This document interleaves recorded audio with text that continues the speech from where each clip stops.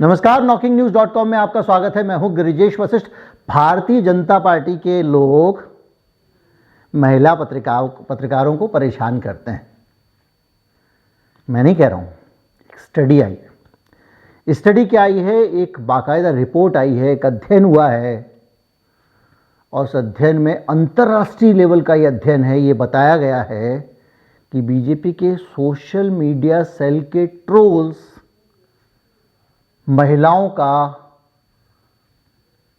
Harassment करते हैं, उन्हें परेशान करते हैं, ट्विटर पे ऐसी टिप्पणियां करते हैं जो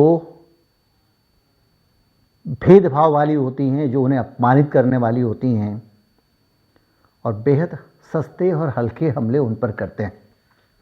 कहां से आई है ये रिपोर्ट? इस रिपोर्ट का निचोड़ क्या है? इस रिपोर्ट की फंडिंग किसकी है?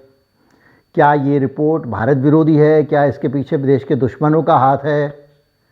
ये सारी चीज़ों पर डिस्कस करेंगे। कहीं मत जाइए, चैनल को सब्सक्राइब कर लीजिए। रिपोर्ट की थोड़ी सी जानकारियां भी देंगे। मैं अभी आया।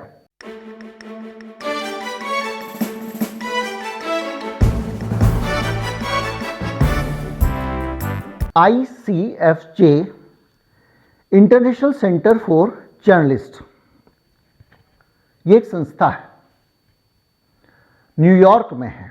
अभी कल के दिन फिर कोई एक निकल के आएगा, वो हर चीज़ को कुछ खैर वो उनकी अलग दुनिया है, वो ब्लैक बोर्ड लेके झूठ बोलने की।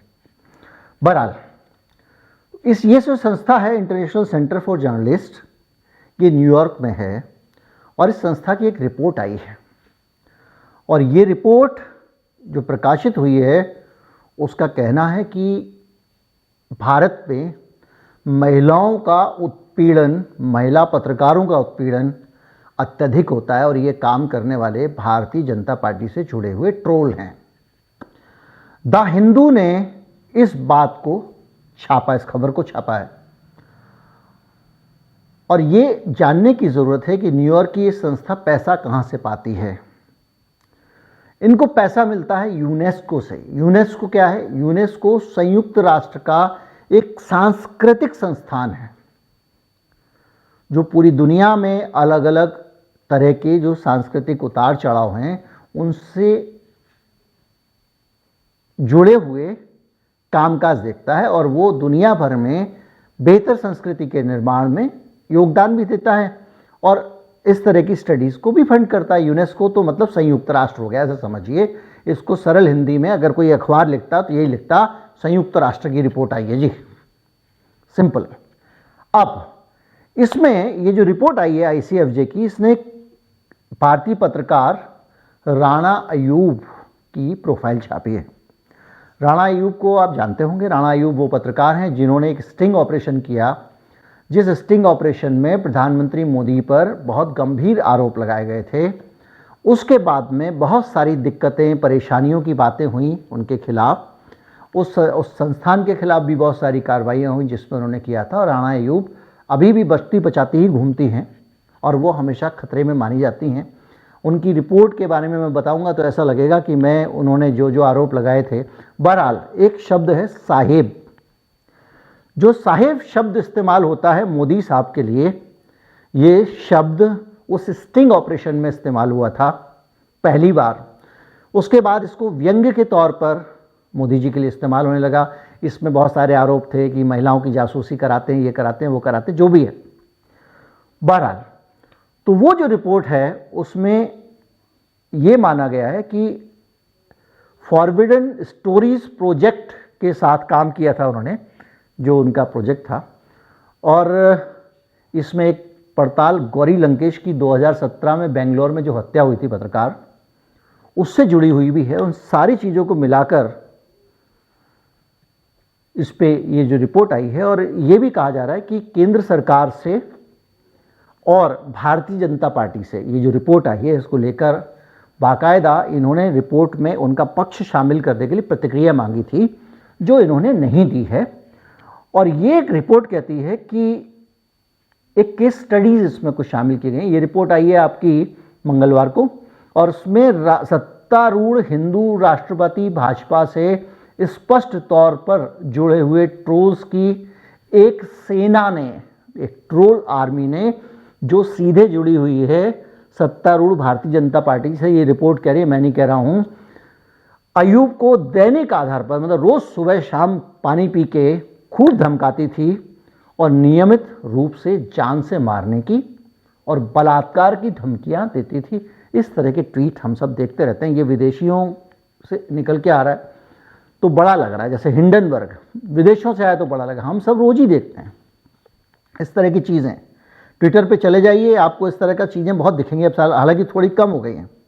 और इन धमकियों में दुष्प्रचार भी होता था, झूठी खबरें भी होती थी, झूठे आरोप भी होते थे और गंभीर रूप से ये स्त्री द्वेषी यानी एंटी वुमन कमेंट होते थे और धार्मिक कट्टरता से भरे हुए होते थे। और इसको इस संस्था की रिपोर्ट में आइडेंटिफाई किया गया है कि ये काम भारतीय जनता पार्टी से जुड़ी हुई टोल आदमी करती थी। इसके अलावा अल जजीरा की एंकर गाडा ओइस पर निशाना साधने वाले 1.3 करोड़ यानी 13 मिलियन 1 करोड़ 30 लाख से अधिक ट्वीट का एक असेसमेंट किया गया, जिसके 15 निष्कर्ष प्रकाशित किए गए इस रिपोर्ट में। इसमें कहा गया है कि पत्रकार उनके क्षेत्र के बाहर भी बहुत कुछ झेलती हैं। अब यानी मैंने एक खबर लिखी, भाई खबर पर प्रतिक्रिया कर दो।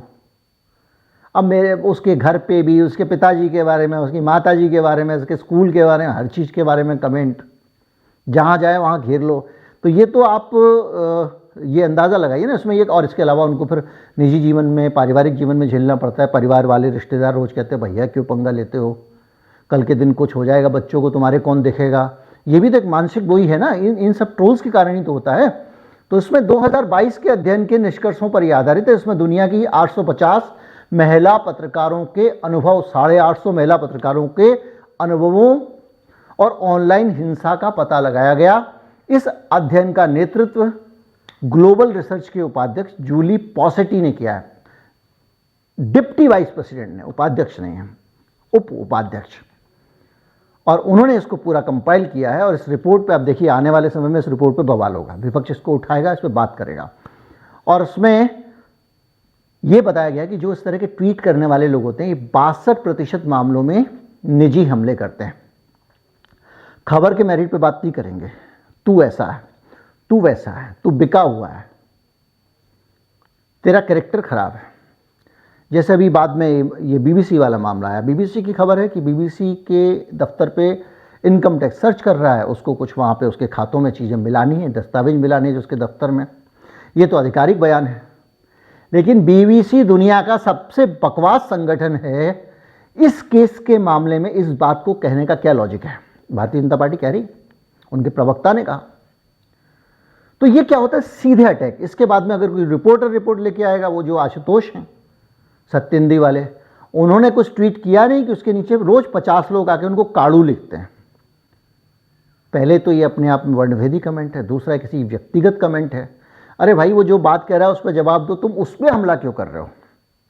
लेकिन ये व्यक्तिगत, ये भारत में तो इसको लोग समझने को तैयार ही नहीं है। लेकिन बहरहाल ये रिपोर्ट कह रही है कि 62% जो है वो निजी हमले होते हैं और जान से मारने की, बलात्कार की धमकियां, चरित्र हनन और इस्लामोफोबिया वाले डायलॉग। इस्लामोफोबिया वाले डायलॉग क्या होते हैं? इतने साल बाद आबादी ज़्यादा हो जाएगी, आपके बच्चे कम हो जाएंगे, उनके ज़्यादा हो जाएंगे, वो ज़्यादा बच्चे पैदा करते हैं, वो ये कर देंगे, ये करके देखो, ये आलोचना करके देखो, तुम्हारी गर्दन कट जाएगी। मतलब एक तरह का जो खौफ है, फोबिया है, और वो फोबिया फैलाने की कोशिश होती है। ये इस रिपोर्ट में कहा गया। भाई मैं इस रिपोर्ट को समझा रहा हूँ, मैं कुछ नहीं बोल रहा, मुझे ट्रोल मत करना है ना। और इनके कॉलम राणा अयूब के बहुत सारे मामलों में उनके वॉशिंगटन पोस्ट वगैरह में कॉलम छपते रहते हैं। मोदी के खिलाफ बहुत बड़ा उसने स्टिंग ऑपरेशन किया था। और ट्रोल तो परेशान करते हैं। उनके खिलाफ एक मुकदमा भी चल रहा है बाकायदा, मनी लॉन्ड्रिंग का।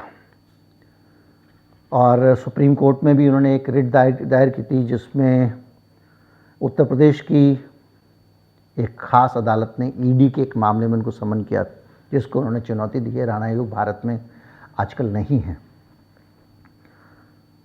जान बचाती घूम रहे हैं।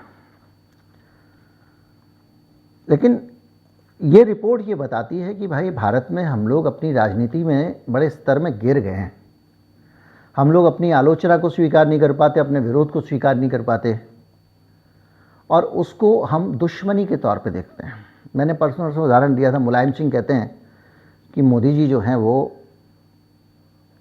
उनके पास में कभी कोई काम लेके गया, उन्होंने मना नहीं किया। यानी नेता लोग तो ठीक चल रहे हैं, कार्यकर्ता उसको मुल्ला मुलायम बोल रहे हैं, उनको पर्सनल हमला है कि नहीं है।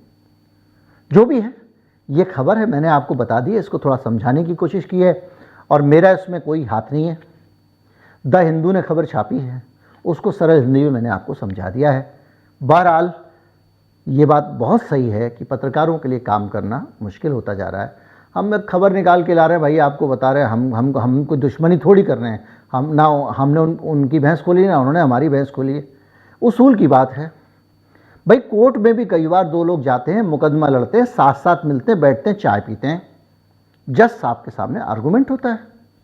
ये थोड़ी है कि तूने मेरे ऊपर मुकदमा क्यों किया, तो तेरा बाप ऐसा, तेरी माँ ऐसी, ये सब शुरू हो जाना। लेकिन जिसका जैसा आईक्यू हो। बहरहाल महिला पत्रकारों पे हमले करने वाले मामले में भारत की ट्रोल आर्मी के कारण भारत की विश्वव्यापी बदनामी हो रही है, भारतीय जनता पार्टी की बदनामी हो रही है, सरकार की बदनामी हो रही है। उम्मीद करता हूँ वीडियो अच्छा लगा होगा, ज़्यादा से ज़्यादा लोगों तक पहुँचाएं, चैनल को सब्सक्राइब कर लें। नमस्कार, जय हिंद।